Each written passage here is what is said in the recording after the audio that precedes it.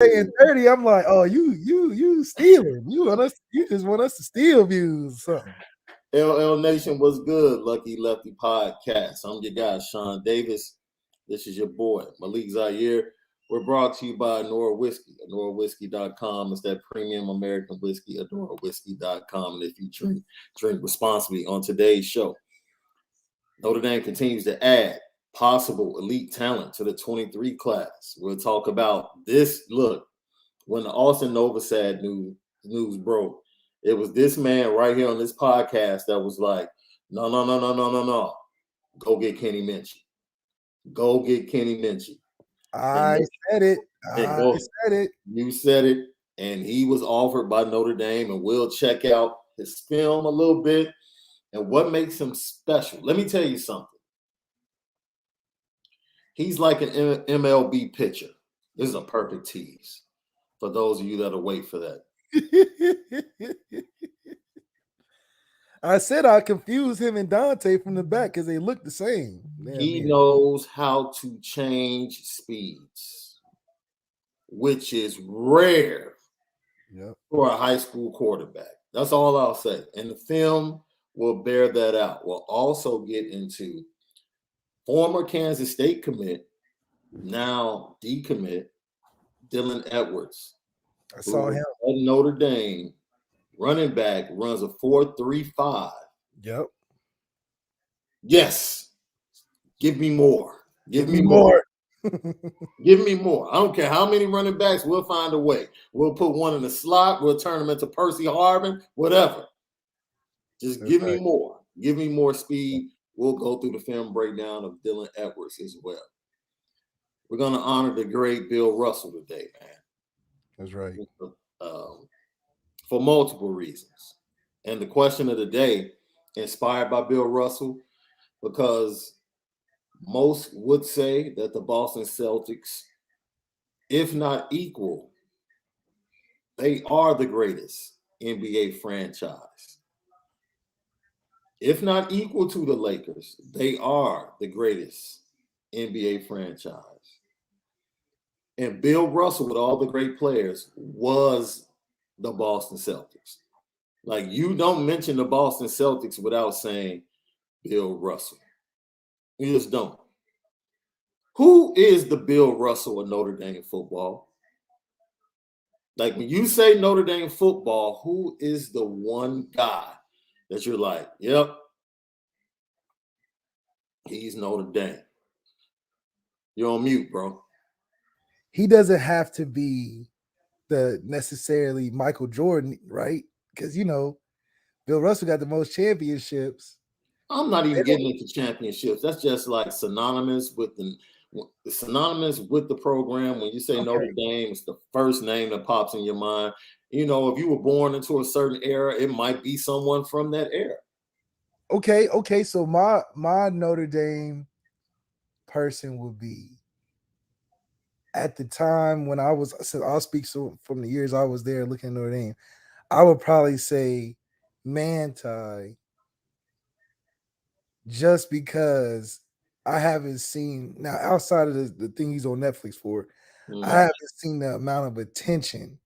You talk about, you go to Notre Dame and you're going to be on the world stage. That was one of the few times where I saw a Notre Dame athlete on the world stage like that, where we had reporters coming on campus trying to get info from us. Not necessarily about, obviously a situation that came up, but from him just as a football player and all the accolades and all the critics and high people that was talking high on him. That's when I saw just how the extent of Notre Dame fandom and how relevant Notre Dame can be when they're good. Yeah. And when you're at the right position, quarterback and linebacker, and you're at the top of the food chain, and Notre Dame is the name going across the TV, that's like being the president. So I got to see that at the highest level with Minchey, and then the other person would be Sky Diggins. And she was. So those are the two people I'm like, man, if I just play a couple good games. I like that. Write my check, because if you're just talking about Notre Dame, Sky Diggins is Notre Dame. Yeah, and I think people had forgotten about her. Like she was going through the transition of being a mom, a lot of different things. You know, she went from a sex symbol. Let's keep it real. She went from Was it like the first time the mass media really just fell in love with a woman basketball player? Is that what it was? from you talking about from Because I that wouldn't. perspective Because was it a sex appeal thing, for Skylar Diggins? or was she just fire and like it just? See, this is when you just too close. You were just too Okay, close to okay, the I was just situation. too close. Okay, okay. Yeah, she's common to you. She's common to you. That's what it was. Like, oh, that's styling. From the Yeah, I think that's outside, what it was. Yeah, from the okay, outside, I'm telling you, that's what it was. it was definitely like, yo, when in college basketball and on to the WNBA, like she's going to sell. She's gonna sell jerseys. Yes, dudes are going to tap in just because. And then she went through a transition. She became a mom, and people started to question whether or not she could be the same player. And I think maybe a year and a half removed from all of that, she has proven in back-to-back seasons that she's a force to be reckoned with. And I think some of the older players, I'll keep it a buck, some of the older players on Phoenix that are on their way out are kind of resentful of the fact that, you know what, man, we might need to slide over to the left and take her rightful place. You like how I did that?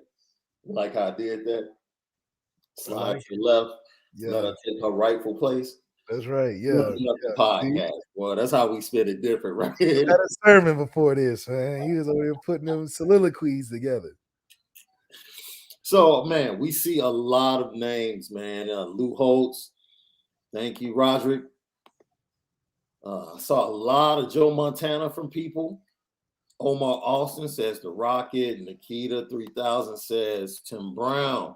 Somebody said Julius Jones. I'm cracking up. Now, he's a great actor now. Y'all better check Julius.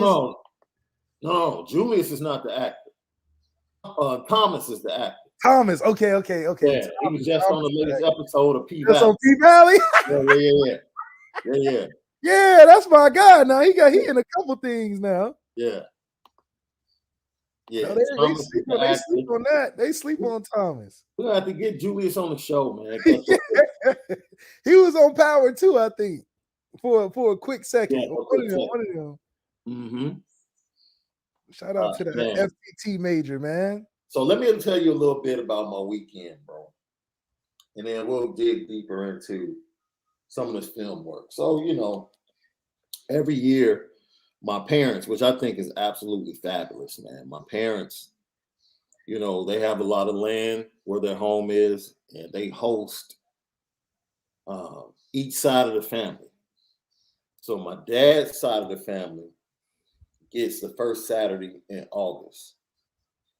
And then my mom's side of the family gets the first weekend in September, which is Labor Day. And so everyone just comes, man, tons of food. And the food is just strictly pretty much cookout, not barbecue, cookout, which means brats, hot dogs, burgers, taco salads, things of that nature, desserts. That's cookout. If you don't have no slabs and no brisket, that's not a barbecue. See, okay, I like the delineation between. Yeah, so we have a cookout. And so I'm standing there in the front, and my father has like a nice half court. And I'm standing in the front and I'm watching the younger generation hoop. A couple of my cousins play like D2 basketball because the majority of my family on my dad's side is height deprived. I'll say it like that. Like for me to be the height that I am, it definitely came from my mom's side. And her brothers, who are like 6'2", 6'3". But just fast forward. My younger brother, who's 5 years my younger, shouldn't have been out there playing with the young bucks. Shouldn't have been out there. Tries to make a back cut and pulls his calf muscle. That's a serious injury. I'm standing to the side, with some older people just watching and laughing. And this dude says, "Shaun, sub." And I'm like, what? I'm like, sub. And I'm like, man, I'm retired. So they called you off the bench, huh?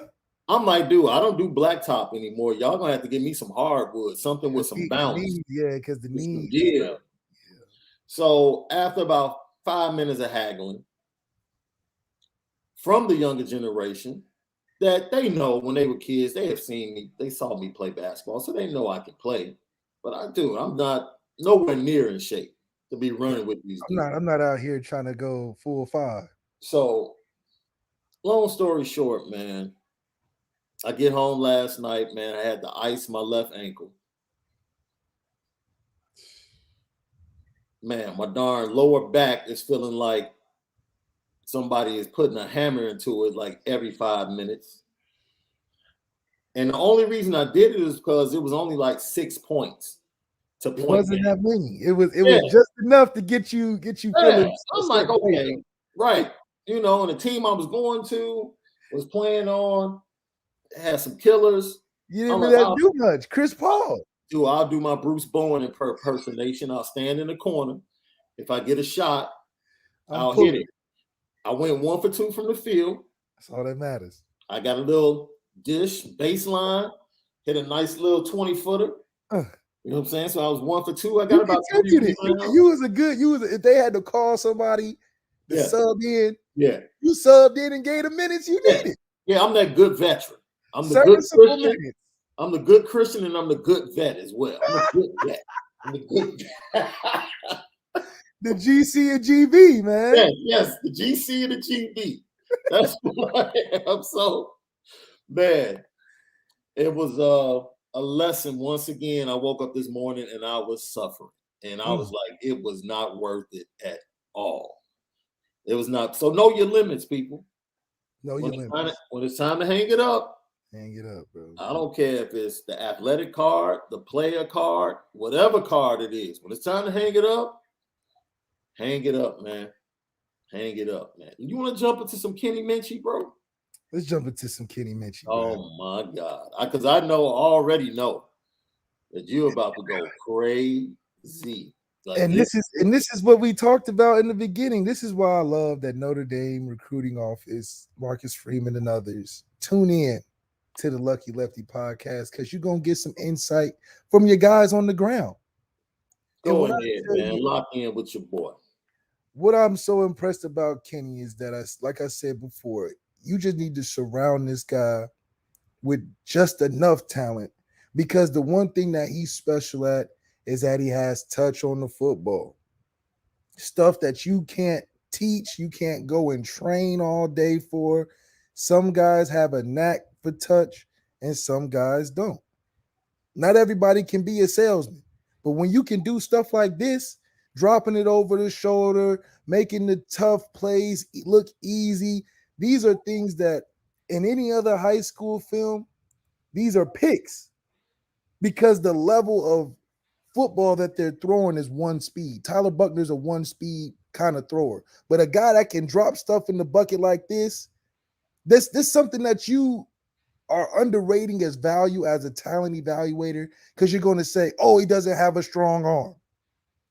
These are choice throws he's making to be like, okay, I can put it over the top, give you a 3-ball, 50-plus yarder.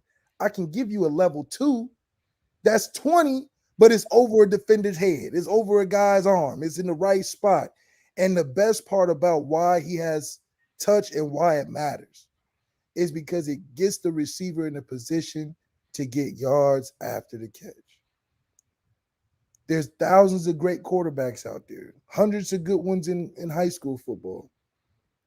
But there's only a handful.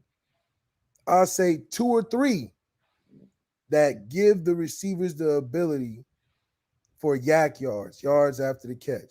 He's not looking to fit it in the window like Matthew Stafford or look a guy off like Patrick Mahomes. He's going to give you the ball where he's like, look, I'm an Eli Manning this thing. Give it to my playmakers and let them be who they are. He's going to put the ball in a position where it's catchable, where you can take a hit. You can go across the middle. You can feel comfortable on the sideline, tight roping it, because he's going to give you enough to enough of air to find the football located and make a grab away from the defense. This is a rare talent. I saw it at the Elite 11. And why he stood out at the Elite 11 is because he's throwing guys open. It's like, yeah, the guy is in a window, but he's throwing second window. Stuff you can't teach. Anticipation that you can't teach. One thing that Tommy had really well was anticipation. We all know Tommy couldn't throw the football 59, 89 yards. But we knew one thing. On that third step, Tommy letting it go. And you may not know. You be like, who he throwing it to? Because everybody's still running their route. But it's that second window with a nice enough touch to get over defender. That's what this kid is very special at. That's the one thing that stood out more than anything. And he's got some accuracy that comes with it. But when you have air on the football and touch, you can miss and not have to be as accurate because you're early, on time, and is catchable football. I mean, this stuff it makes defenders real mad because he gives the quote of the best ball beats the best defense every time. Say that again. The best ball beats the best defense every time. And that's the ability that Kenny Minchey has. He's going to give the best ball that even if a defender is on him, like a Nick Coleman or a Clarence Lewis, they not on him. Yeah. They not on him. And Tommy's going to love that because Tommy likes to see his concepts ran and likes to see guys thrown open with anticipation just like him. I think this is a better fit than Dante. I think Dante's more of a playmaker, big play guy where the team has to revolve around him. I think Kenny has the special, unique ability, more like a Russell Wilson mixed with he didn't have to do too much. But he has the ability to win you big games because he has the touch, he has the level of throws. And it'll be interesting to see if we can get him. I think Pittsburgh got a great steal so far with him. But what this Notre Dame offer is going to open up recruiting guys, and we're going to see more of Kenny Minchey in the future. Look, man, I feel bad because I want this kid. And Paul Chris has had a really, really bad offseason, man, with Jordan Addison and a defection of other players for that program. So keeping this kid will be a nice foundation for the future for that Pitt Panthers organization, or not organization, but program. But I'm greedy. And I watched the film this weekend, and I immediately tweeted out like, "Oh yeah, we're gonna jump into this Kenny Minchey film on Monday." Yeah, because I was like, "Yo, you pointed out why Tommy probably loves him and why Kenny Minchey is definitely interested in Notre Dame. When you see someone that goes ahead and is able to go and use and utilize that second window, they understand their physical tools and they understand how to maximize their physical tools. But more than that, they have an understanding of pre-snap as well. Right. Because in order to maximize, when you don't have the maximum elite physical tools, you have to be really good pre-snap. Yeah. And this kid, you can see it. Like, okay. He's got one of those arms where he could just, it's like, how you know how to do that? Yeah. How you know how to do that? You just put it where, like, I will be on film and be like, in hindsight, maybe you should put a second window. Maybe you should try this. You're doing that in real time. Yeah. You're giving coach tape in real time to where I can put this and take this cut of film and put it on how I teach the play where I want the ball to be. Yeah. That's the stuff that is veteran about him. And I love his personality because he's not the 5-star personality. He may walk in the room and you may not even know he played football. Yeah. So those are the type of personalities I think fit well with Tommy. I think Drew Pine's more of that kind of personality. Yeah. But Kenny has the talent of like an Eli where it matches. You know, he doesn't have the raw necessarily, but he'll go in there and Trevor Siemian his way, like the way Trevor Siemian did against us. Yeah. Where he had like 350 yards and I'm talking about that's a really good throw. That was a really good throw. That was a really good throw. That's the type of kid this is, where he may not sell out Kenny jerseys in the bookstore crazy, like Jalen Smith or one of those. But He's one guy when chips get down, you like, man, we got that kid named Kenny, that gunslinger, you know. Right. Give us a chance. And when you can have that confidence of a kid in recruiting, just imagine where his ceiling can go because he's a really good kid, teachable, coachable. You'll love to be around him. Yeah. Fit well in that locker room. Yeah. Yeah. Lucky Lefty podcast, man. And I got caught up in one of your stories, bro. Paul Chris was there when he was recruiting you. Oh, yeah. They got Narducci from Michigan State. And he's a bitter ex-girlfriend for real. Man, he was one of the main ones complaining about Notre Dame coming after Kenny Pickett last off season. So I mean, he got on USC and then he got on the NIL. You might as well irritate him some more. Go after another one of his quarterbacks. Like another one. Double down. Hey, you just do a good job recruiting for us. That's all. But at Pitt, what you expect, man? Come on.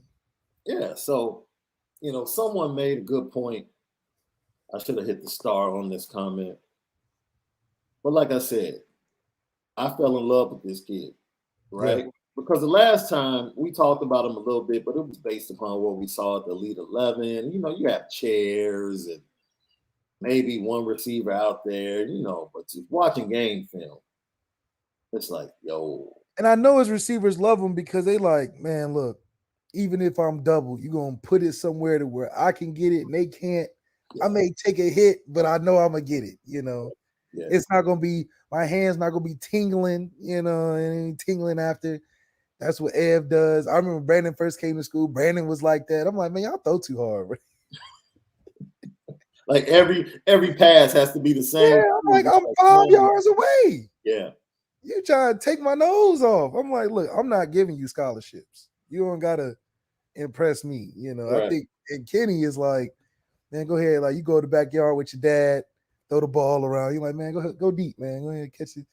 That's more of a Kenny style, which I think guys appreciate more, only because those are playmaking ability catches. There's quarterbacks that can put it in your hand, and there's quarterbacks that can put it in your area. Yeah.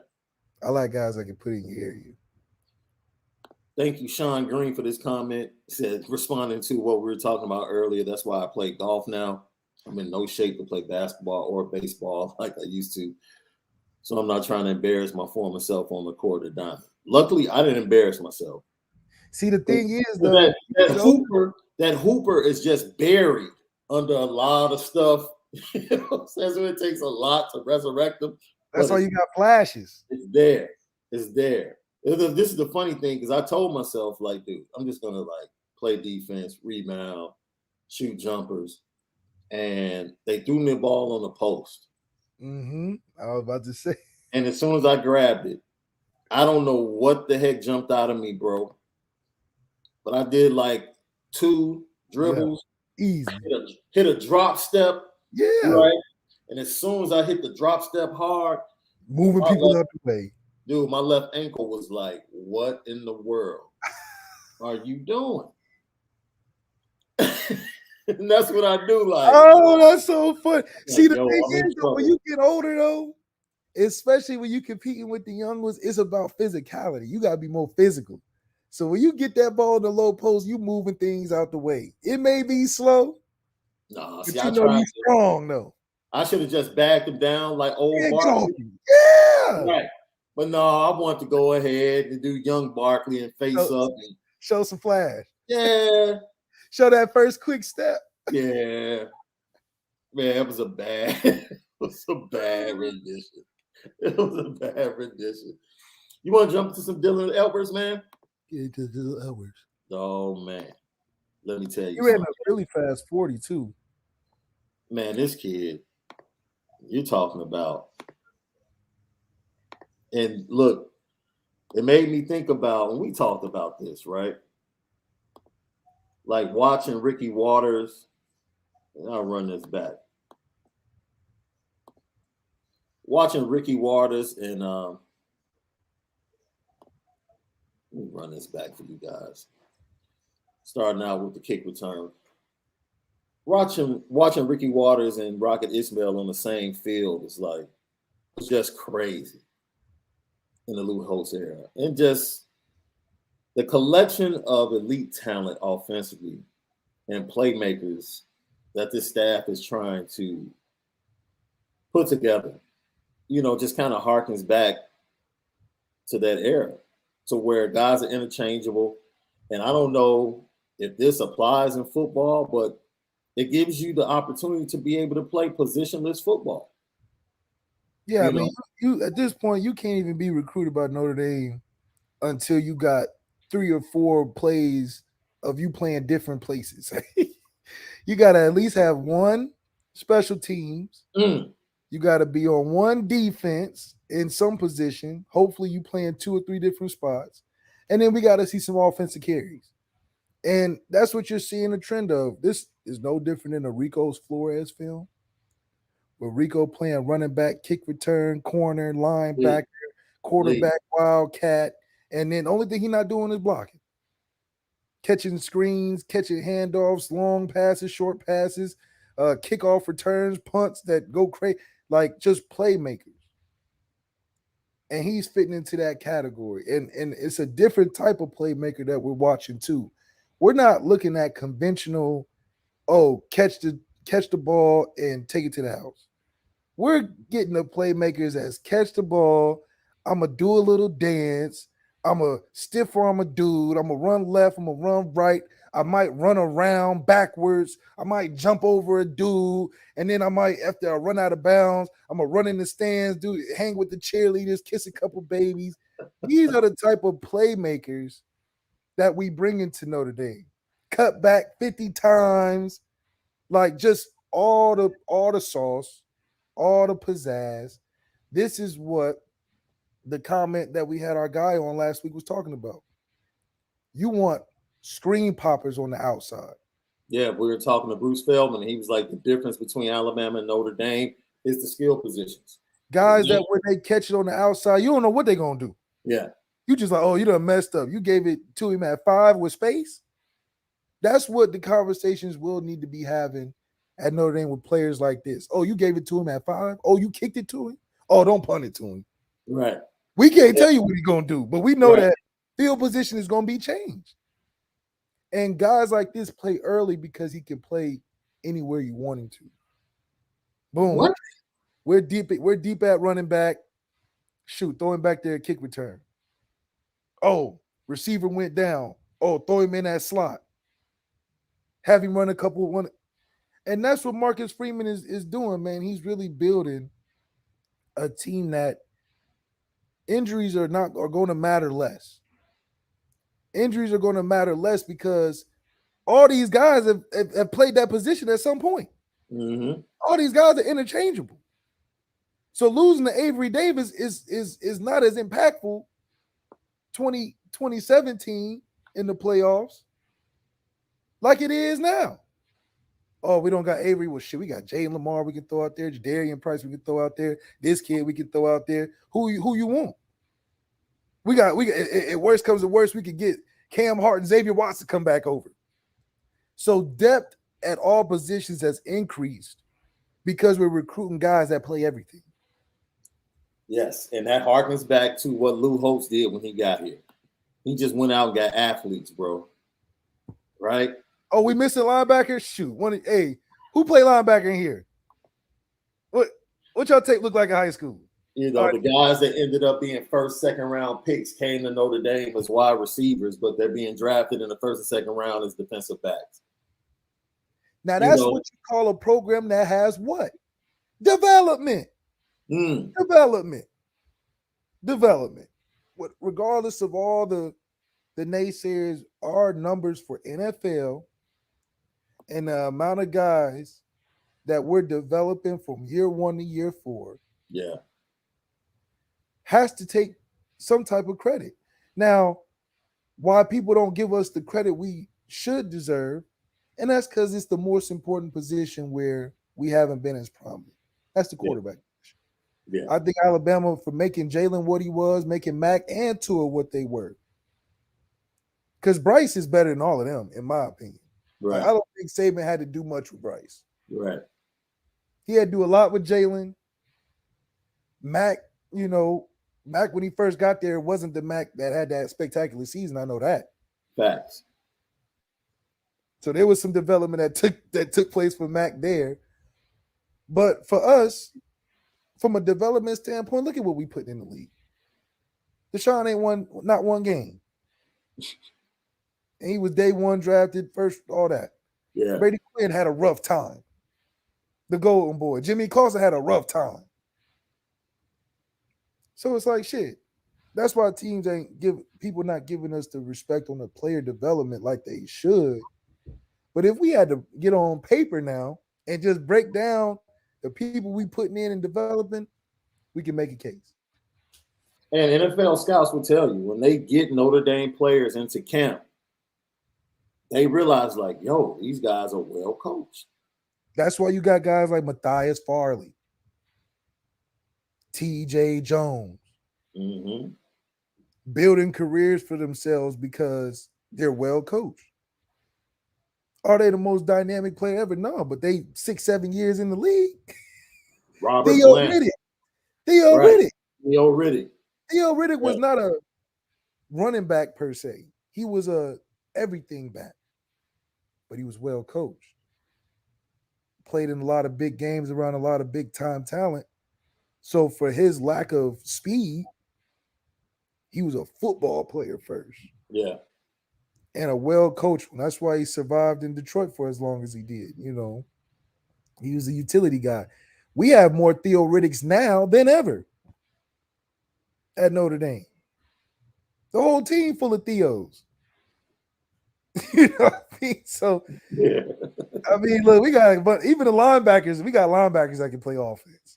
Facts. So, name a team doing that.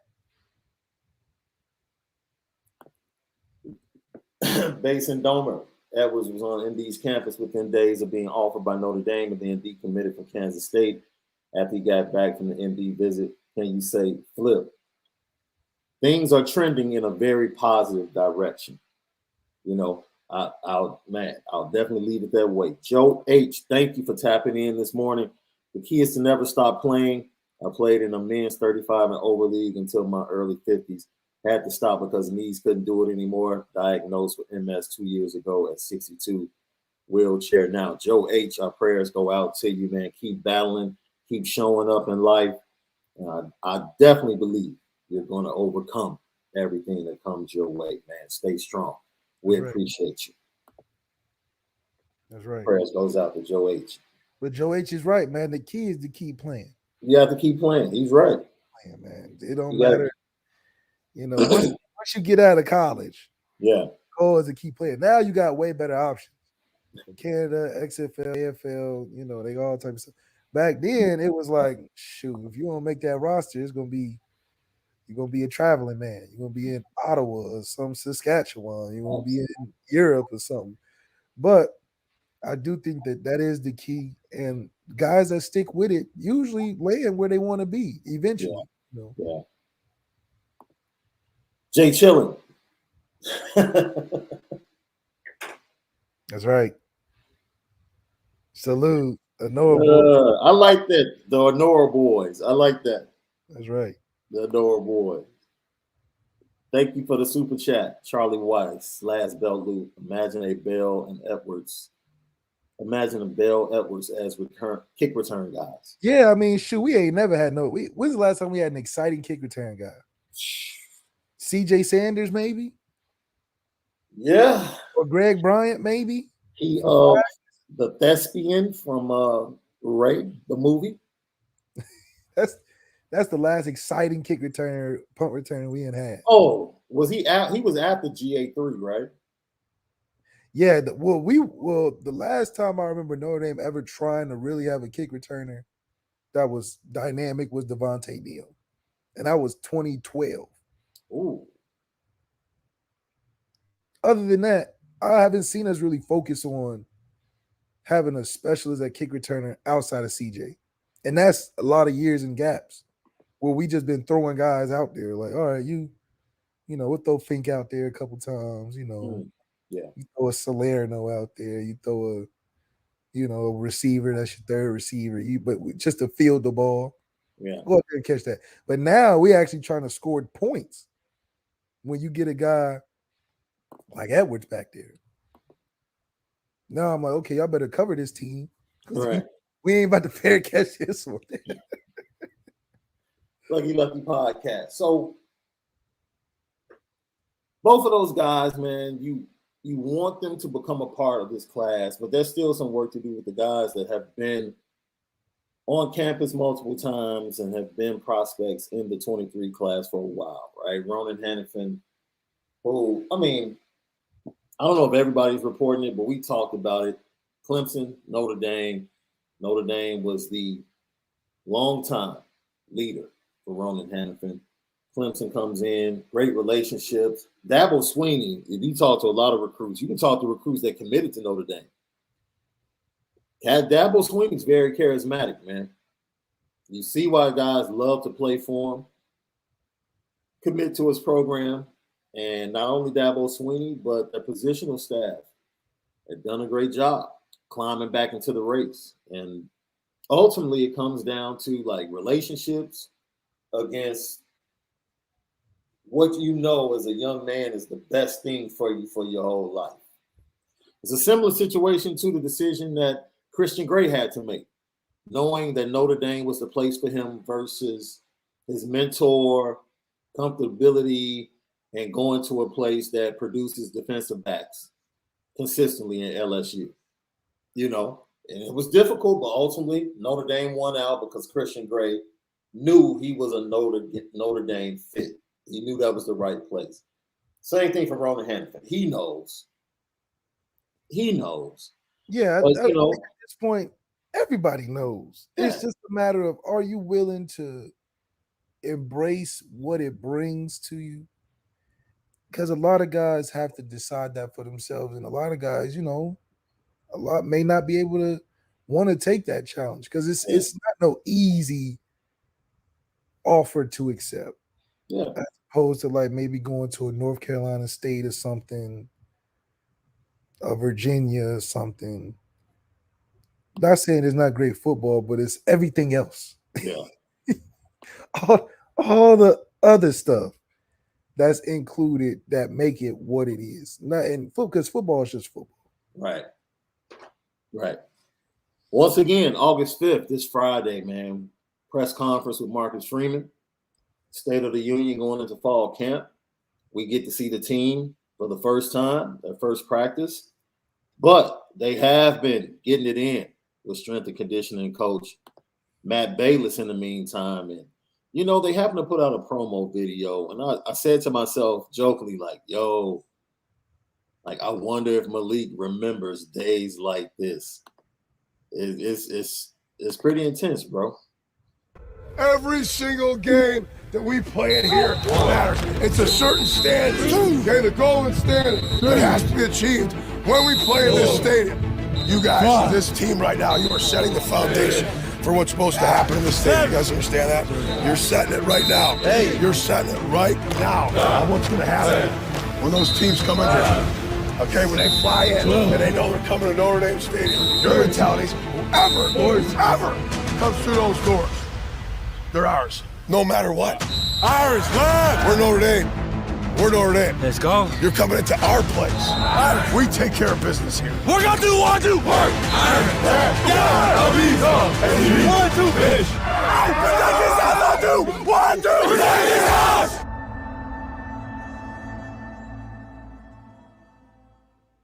I gotta give a shout out, dude, to ND Media lately. They stepped the game up. They stepped the game up lately. It increased now.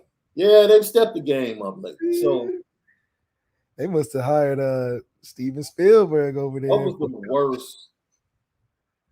You had a different strength and conditioning coach. What was the worst? Like, cause me, I can imagine running the stairs of the stadium. Look, man, I would have gone out into like the vestibule and just hid for like 10 minutes. Like, man. Be honest now. I'll be real honest. Okay. Like, really honest. All right. We didn't have the Bayless type of workouts when I was there. I'm gonna just be honest. Okay. what Y'all they're had a doing country over there club? now, we have more like, the workout gym on Venice Beach. That was more us. What?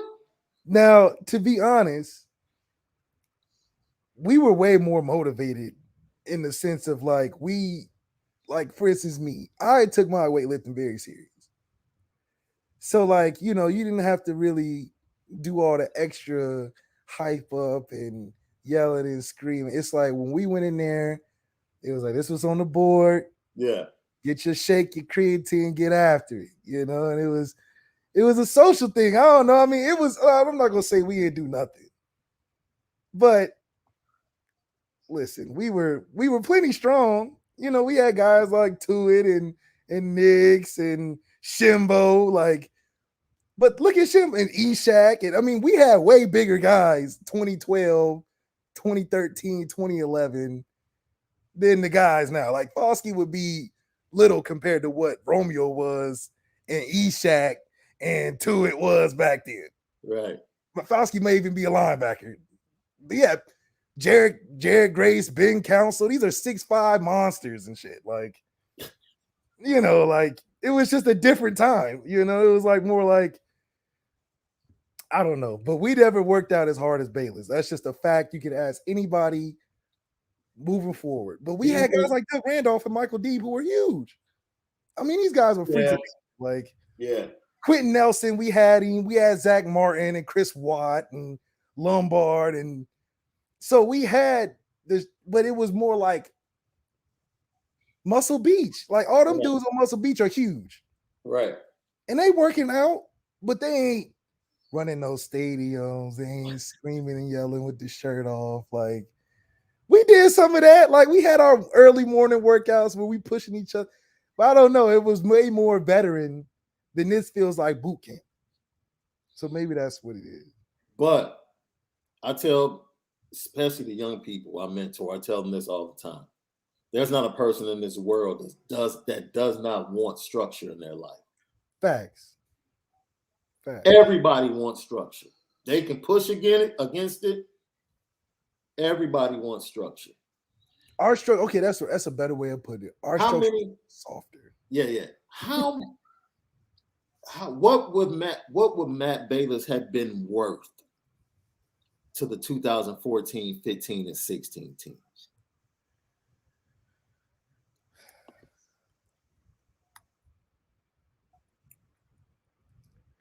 I mean, probably saving on injuries. I just think that it was just a weird shift. The weightlifting we did in 2012 to get us to the championship wasn't the weightlifting that could have helped us 2015 on the run to another championship. So the injuries that we incurred in 2015 was surprising for us because we didn't change much from the weightlifting from 12 that got us there. With less injuries. We had less injuries in 12 and 15. The way Bayless restructured everything and just the program was different. Yeah. It made guys' bodies different. So they sustained or withstained a lot less injury because of the program they was put through. I think the program we were on was the tail end of evolution for what that is. It's like you put to bed that genre of music, for right now. Yeah.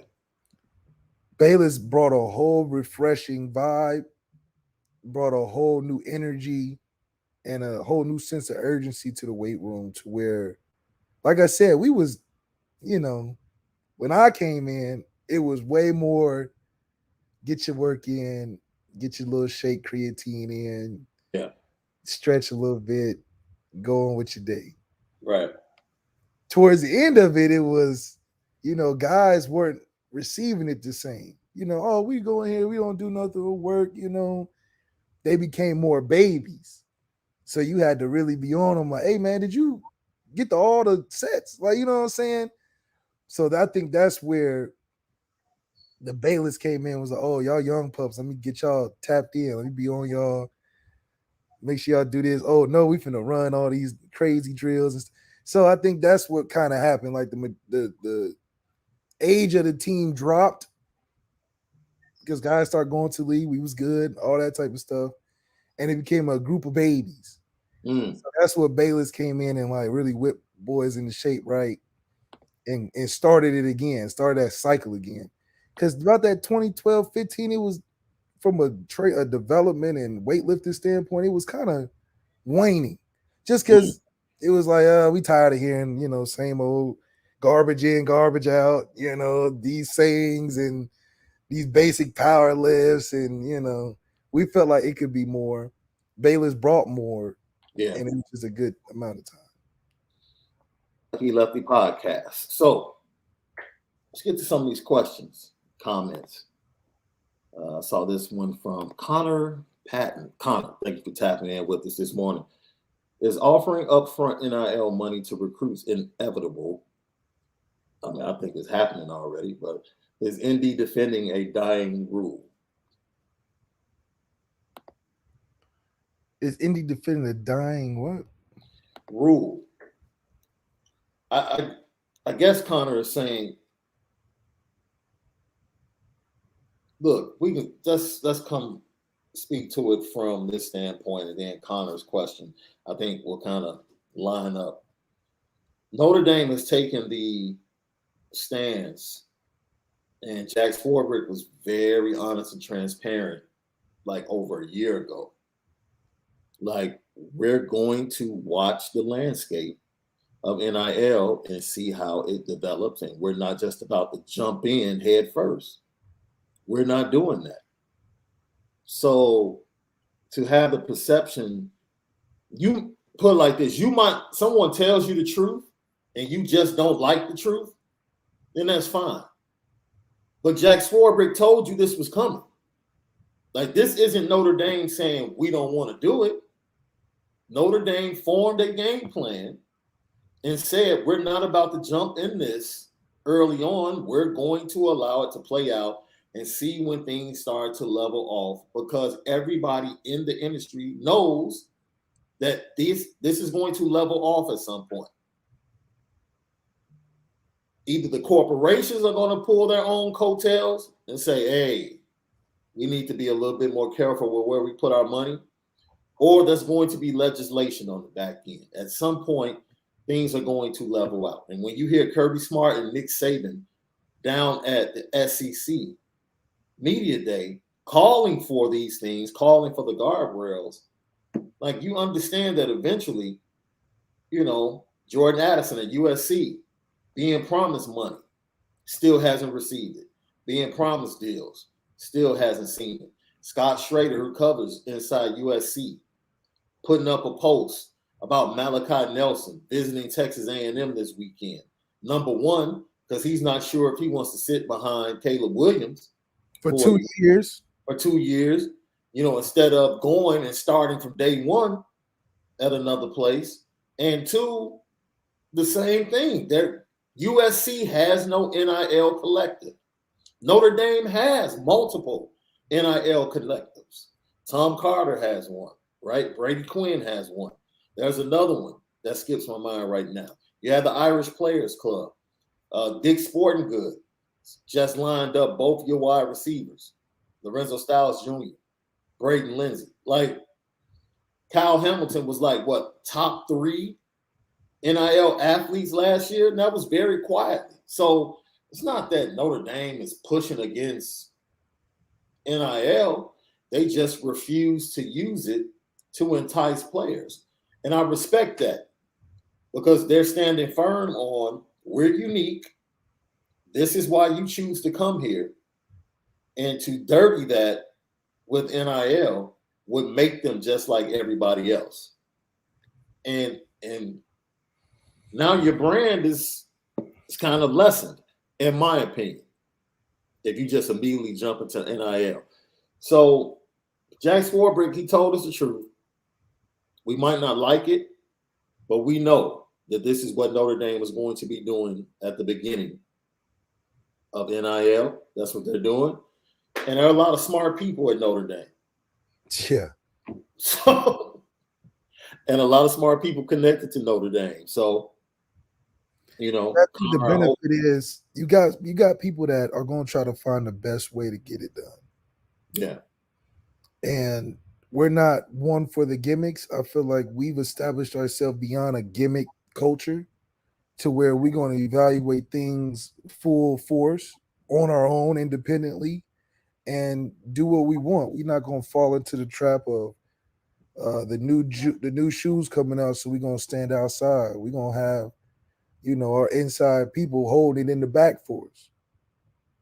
Because we got reputation. We ain't finna stand in no line and camp out.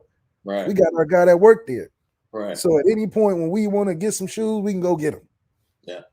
So that's kind of how Notre Dame operates. It's like we operate from the wise perspective of letting everybody kind of show their hand and we kind of go along on the best route for us. And so that keeps us original. I think that's what makes us the standalone in the top programs. It makes us different than the other top programs because you see every day these top programs are still trendy.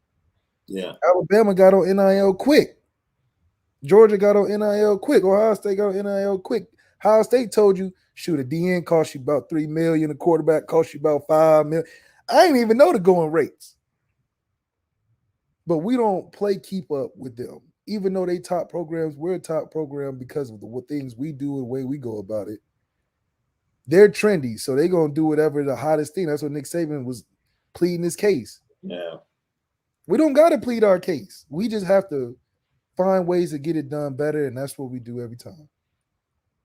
And on top of that, you really think about it, Texas A&M and Texas are spending all this money. And until we see wins, it doesn't matter. Yeah, all these top recruits visiting Texas A&M last minute, it isn't because of the football. Yeah. It isn't because of the football. They said, any top recruit you see just randomly going down to Texas A&M, randomly going down to Alabama, and they committed or damn near about to commit somewhere, you know what it is. Yeah. That's a money trip.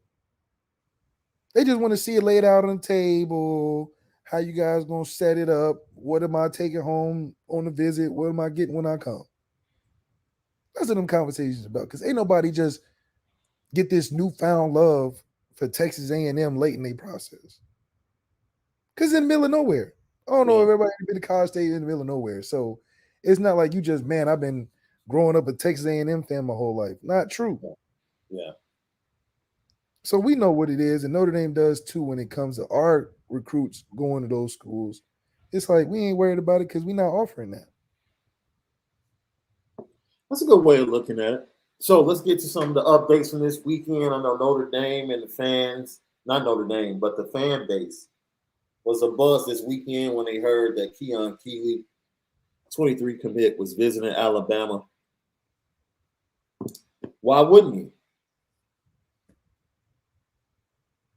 You number one player, man. Why wouldn't he? Peyton Bowen went to Oklahoma, right? Went to Texas A&M with his little brother for his visit. Austin Novosad was at Texas A&M. Jeremiah Love was at Texas A&M. Malachi Nelson's at Texas. We've done a great job over the weekend over at IB, letting people know that Jeremiah Love is very much still very appreciative and loving Notre Dame. It's like times have changed, man. And I understand there's BKPS, PTSD. There's a chance that someone in this class will flip before December. Someone's going to flip from Georgia. Kids are already flipping from Ohio State. Kids are going to flip from Alabama. Like, this is big time recruiting. This is what happens. There's a USC wide receiver that's committed to USC. Yo, he's interested in Notre Dame now. This is what we call big time college football recruiting. Let me explain it to you, bro. In Chicago, there are like 4 major schools, right? It's like Whitney Young, very diverse, great crop of young women. Kenwood, the artsy girls, because it's in Hyde Park. That's a very diverse and artsy part of Chicago. And all of the best and brightest come from all over the city to go to Kenwood High School. Mm-hmm. Another great crop of girls. Then you have the South Side girls at Morgan Park High School, right? Not as diverse as Whitney Young and Kenwood, but you get like that authentic realness, right? The sisters. Yeah. Good crop. Great crop. Good crop of girls, right? So if you just happen to be dating somebody and it's a Friday night and she says, I'm going with my girls to this Kenwood party. You don't get nervous unless you have insecurities. Yeah. It's going to be some basketball players there. Yeah, it's going to be some football players there. Yeah. Might even be some pretty boys there, light skin, curly hair, green eyes, all of that. All of that is in play. It's Kenwood, it's Whitney Young. Yes. So are you the dude that tries to tag along with her and her girls? Or are you the dude that's like, all right, man, I'm going to go kick it with me and my boys, and we're going to hang around? That's right. Some other chicks. We're going to check in on a Dylan Edwards. We're going to check in on a Kenny Minchey. Like, while y'all over there chilling, we'll be over here. And I'm glad to see that Marcus Freeman and his staff seem to be very secure in whom they are. And they understand that this is big time recruiting. And they understand that ultimately they don't control how a 17 and 18-year-old looks at the world and what they think. They don't. But what they stand on is this is Notre Dame, and there's no better place than Notre Dame for you. I mean, look, we told Dante, top quarterback in the country, look, we finna move on, man. Facts. You waiting too long. Facts. Said, dude, we're not about to string this out. Yeah. You're not about to use us. And you're not doing that unless you confident in who you are as a coach, as a recruiter, as a program. You're not, because 2012, we would have said, yeah, come on whenever you want. That's what we did with Gunnar Kiel. Yeah. And Gunnar Kiel didn't stay but 2 weeks. Facts. So, look, I know all the frenzy around everything. People, get used to it. This will be college recruiting. This has been college recruiting. And with NIL, it's only going to get worse. You're going to have kids that lock in and don't move. You're going to have kids that lock in and listen. And then you're going to have kids that lock in and they want to take visits. It's the lay of the land. It's the lay of the land. And I don't see anything changing. And either you have a secure coaching staff, which bodes well, or you have a coaching staff that's going to be frenzied. I would much rather be Notre Dame right now than to be Ryan Day in Ohio State with all of the things swirling around about Noah Rogers going to North Carolina State, Carnell flipping to Miami, like all this stuff. And who told you? Who told you? I don't care where Carnell commits to. It was this podcast that told you his recruitment will not be over. Yep. No matter where he commits to in the summer, his recruitment will not be over. And that's how it is with 5-star guys. Just because they commit to you in the summer, you don't stop calling them. No. You don't stop recruiting them. The beat goes on until they sign that signature, until they sign that Is That it piece the of beat paper and goes fax. on? Right. The song go? Yeah. Do they fax? Because they used to fax it over, but now what do? They email it. Yeah, they email it. They probably email it. Yeah. So the fax was official though. That's how you knew you was really doing business. Yeah, the fax machine going all day on signing day. That was dope. Yeah, that was cool. You know what time it is?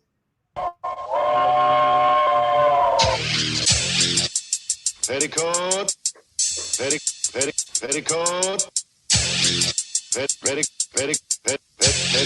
Petticoat Junction. It's time to get petty. Oh, we did a good job executing. Are you upset with something? And fire up the Petticoat Junction train. I just don't like you. You don't?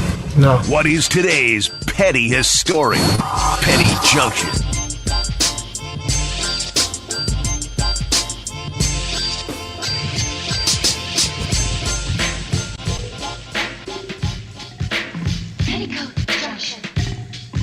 That's right. Petty Junction. Each and every day, Lucky Lefty podcast. Pettiest stories of the day. Somebody said or did something that was absolutely outrageous and extremely petty. Oh, I got it. First one on the freaking docket. Who's going on the train? Who's going on the train? Josh Allen. The pettiness of Josh Allen. And it's just, I love when guys prove me right because I have to say less. But in this case, I'm saying more. Because Josh Allen, what you doing? You didn't see the boy Mason Rudolph, what happened to him? Messing with D lineman? You think just because you appeared in a couple championship games, not no Super Bowl, but a couple championship games, here we go, and lose and get a nice fat contract for losing, that you finna pick on D lineman? Yeah. All I know is Joe Burrow would never. Yeah. And you know what? Next time D lineman, just tackle his ass. What you gonna do to you? Yeah. Because that's a punk move. You know, old lineman gonna try to jump old boy. He just try to make sure he finishing the drill. Well, if you would be a quarterback instead of a fullback, running fullback sneaks, what you expect you playing football? Yeah. So the reaction is ghetto. Josh Allen has a ghetto reaction. You just said it was ghetto? Ghetto, because you act like you in church or something. Of course he's gonna put his hands on you running a running back play. Your runner. He's the franchise, bro. You don't touch running back. If you're gonna be a running back, Josh Allen, don't be upset when other guys do their job. You don't touch the franchise, bro. No, he ain't no franchise. He's a franchise. He's a well-paid guy on the team. Franchise. Franchise guys don't act like that. You go to Cincinnati and see if they do that in Cincinnati. They don't do that in Cincinnati. They don't do that in no Kansas City. They don't do that in Baltimore. They do that in ghetto Buffalo. Josh Allen, don't make that team ghetto, man. Josh Allen, you're on the petty train. The next person on the petty train, head coach of the Oklahoma Sooners, Brent Venables. I know there's a lot of flaws in taking a commitment, making a reservation, and then going to go doing your thing. How can I manage a roster or who else I need to offer if I got 9 guys committed, but they're going to Bama and Georgia and LSU and A&M? How can I manage? How can I take commitments? I don't know what my numbers are. I don't want a guy to commit. Do not commit. Like, hey, coach, I'm ready to commit. Hey, buddy, here's what commitment looks like now. Okay, I want to make sure that you know. So when I say, will you marry me? You say yes, and we get married. Okay, and then we start off on the right foot, not like I dated 4 or 5 women and all of a sudden we feel in some kind of way. You know, is somebody going to actually show up on November 30th? You are literally in the process of trying to flip 2023 Notre Dame commit Peyton Bowen. Yeah. What are you talking about? Yeah, we not. Are you kidding me? What are you talking about? It's his first time being a head coach. You just flew Peyton Bowen in this weekend. You got the nerve to come out and whine and complain? Man, shut up. That's an insecurity. How about wedding day? So what that make you? That's a cheater. It makes you a cheater. Start a new season. Get Issa Rae on the phone. Let's start a new season, college version of Insecure. Oh, yeah. Starring Brent Venables. And Dabo will go make an appearance. Nick Saban go make an appearance. Because what is this? If you committed, the facade of like, it's not me. It's everybody doing it to me. Man. What am I supposed to do? No. You're a part of the problem. You're the problem, Brent Reynolds. Don't try to. You see how they try to distract you and throw you off and tell you all these other things with all this energy? No. Man. You are a poacher. Wow. You're upset because you can't make these kids do what you probably did at Clemson. This is Oklahoma. It's got a lot of tradition and all that, but you ain't got that grasp on it like Clemson. A kid may tell you they committed the next day, fart in your face, and be at Texas the next week, your rival. Facts. Just cause. Yeah. But you can't go out there and show your hand and talk about you upset. Marcus Freeman, cool as a fan. Cool. You don't even see him go up for no press conference. They probably call and say, "Hey, Marcus, I'm finna go." He'd be like, "All right, let me know how I go. You need something?" Facts. You know, Dayton keep it player. You need something? You straight? Yeah. Okay, let me. You know where I'm at. You got my number. He ain't gonna run. You know how that was back in the day when somebody, because sometimes the ladies will call just to see how you react to certain things. Yeah. And Marcus Freeman playing Cleveland. I know what it is. Facts. I know the team. Facts. Oh yeah. The coaches, they get on the. Oh really? You're cheating on me? Yeah. Oh. Right. What is this? What are we supposed to go from here? Right. Marcus Freeman like, okay, I'm a. I get my numbers. How do I know what my numbers are in my class? That sounds like guys that don't believe in a coaching staff. To me, Marcus Freeman got the best coach staff in the country. He like, look, listen, if you don't come, okay, we got a room that's baller right now. That's only going to get better. I got Al Golden in this thing. Al Golden, Al Washington, Al A1 Sauce, all of that. Yeah. So we got Dina McCullum, Tommy Reese, Harry Easton. This room is deep. Mike Mickens. So look, recruits. Right. You don't have to come. I'll tell you what I got put together over here, you're going to want to be here. So go ahead, take your visits. But I'm not going to fret like these other coaches because the other coaches ain't got no coaches. They trying to get talent the talent can do it themselves. I can coach. So, we want to get a good starting point, obviously, but I'm going to take you to where you want to go. Lucky Lefty Podcast. Thank you for joining us today. Don't forget, hit the like button. Smash it right now. We appreciate everyone. Once again, as we approach 2,500 subscriptions, want to fly by that, get to 3,000, 3,500 during the season. We got some fantastic things coming up in the near future. Possibly an announcement for an in-season interview with a player every week. Ooh. Working on that. Absolutely, man. We're totally excited about the content we're able to bring to you guys because we know in the Notre Dame landscape, we spend it different. And we're happy to do that for you.